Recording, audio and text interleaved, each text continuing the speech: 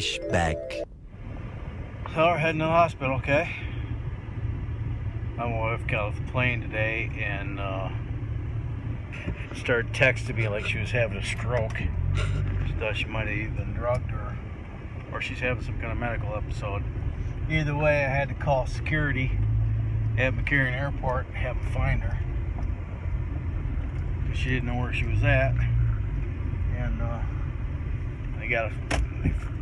they got her, found her, and checked her out a little bit. They had some paramedics check her out, and they determined that they're going to send her to the hospital, so that's where we're heading now.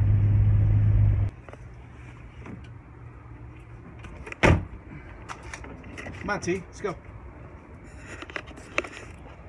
Alright, we arrived at the hospital. Come on, let's go.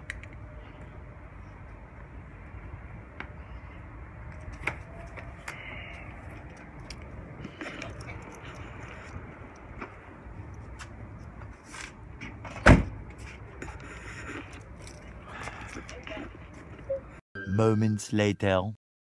Well, apparently they took her to a different hospital. Nice of them to tell me. God, it pisses me the off. More moments later. Oh, it's a video. You're terrible. It's a video. You're terrible. End of flashback. 2 days later, none the worse for wear. How are you feeling, Deb? Fabulous, darling. She has worried there for a minute. It was an episode. That was an episode. Bad enough, I'm thinking that my wife's having a stroke. And thank goodness she wasn't having a stroke. Still don't know what was going on, but she was exhibiting all the symptoms of a stroke. Partial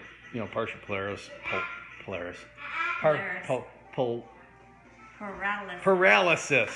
Partial paralysis on the right side. Numbness in the face and everything. Her face is all droopy.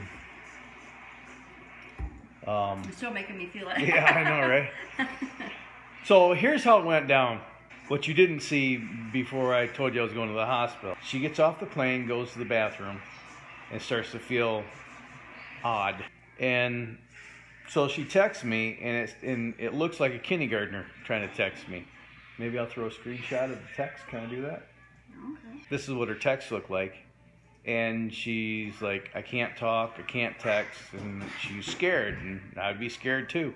So I called 911. They transferred me from Pahrump 911 to Metro, and unfortunately, they don't have their stuff together when it comes to transferring to 911. Oh, and just for your information, have you ever heard this? Have you heard this, that if you wanted to get a hold of 911 in another jurisdiction, you dial that area code and then 911? Yeah, that don't work. So don't even waste your time. So they transferred me to Metro's non-emergency line, and I got to wait for the next available. Now, while this is all going down, there's a active shooter situation going on in downtown Las Vegas. It turned out to be just some lunatic carrying around a fake gun. Metro is like a little bit tied up right now.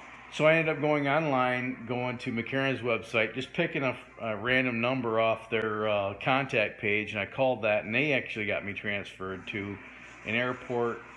What do they call this? Airport security? It wasn't airport security. An airport service representative, I guess, would be a fancy way of saying airport security. And between texting with Deb and getting her to narrow down where she was in D-Gate, they actually ended up finding her.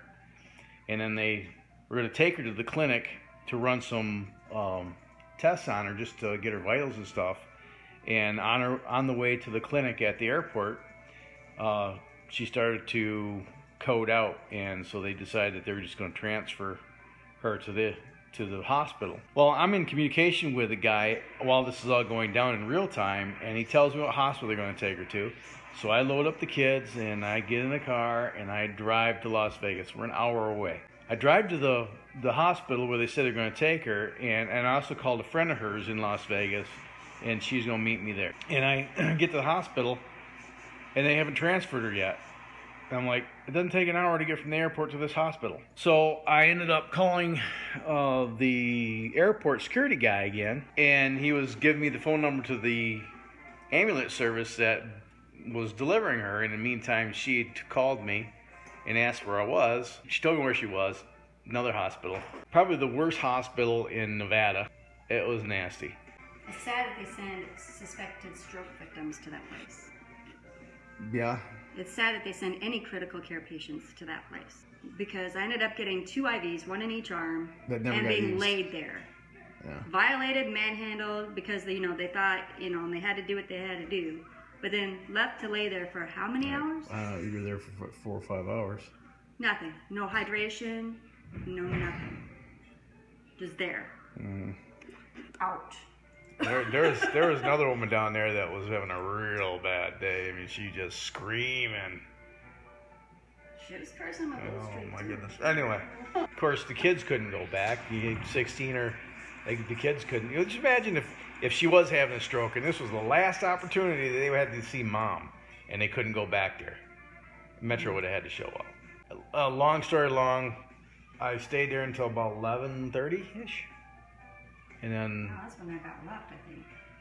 is that when you left? Long after. Well, I didn't get home until midnight, so I probably about 11 o'clock. 10:30, I think you did. And I took the kids back home because they weren't cutting her loose right away, and the doctor wasn't making his rounds quick enough. This stubborn mule here, just she didn't want to stay at all. It's a death trap. I don't want to die. Damn near got close as it was. Yeah, I don't want to die. So I get about 2/3 of the way home, and she texts me, tell me that she's getting discharged. So I call her friend to see if she'd go pick her up. This is about 11:30 now. Arzel had already pulled out of bed. Yeah, and this girl, my wife, ends up calling her friend Arzel and saying, no, I got this. And she takes an Uber from the hospital back to the airport to get her car. Still funky. And then drives home. And she gets home, and within 10 minutes of her getting home, I get violently ill. Throwing up, projectile vomit, just pissing out my rectum, and just, oh, it was terrible. And then Saturday was just, nobody did nothing. I don't think maybe we were out of bed for 2 hours all day. Still a blur. Oh. How's your weekend going? Oh, jeez. Remember that video I just posted not too long ago talking about how when you're busy making plans, life kind of happens? Holy crap. When it's a crap storm, it's a crap storm, but you can only go back up from there. Right. Anyway, that's how my weekend started. I blame it on 40. 40? 42-ish. Yeah, but you passed that. I know, already. shut up. All right. It's probably not a real good way to end out a video. It leaves a lot of questions up in the air. Look, everybody's okay. Everybody's fine. We never did really find out what was the cause of all that, but it's probably all stress related. Rather be safe than sorry, right? It was a crazy, crazy week. And I'm ready for a little bit of downtime, and I'll, just kind of recoup and relax and kind of get back on an even keel. So Deb's fine. I'm fine. Just, probably a Dorito and stress-induced episode. But man, I tell you what, my body is so sore from all that. And poor Tanner. We're down in the middle of downtown Las Vegas. We had to go through the bypass at the airport to get to that hospital.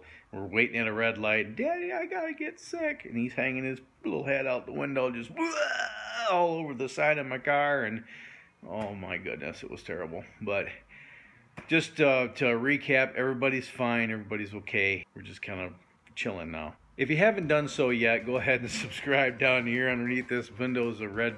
If you haven't subscribed, it's a little thing that says subscribe and it's red. Can't miss it. And click on that, and then right next to it's a picture of a bell. Go ahead and click that bell icon. Share this with your vast social media network if you're so inclined. And give me a thumbs up if you found this to be interesting and quite shocking. And until next time, you have fun, stay safe, shoot straight, keep your powder dry, and have a splendid day. Thanks for watching. Bye.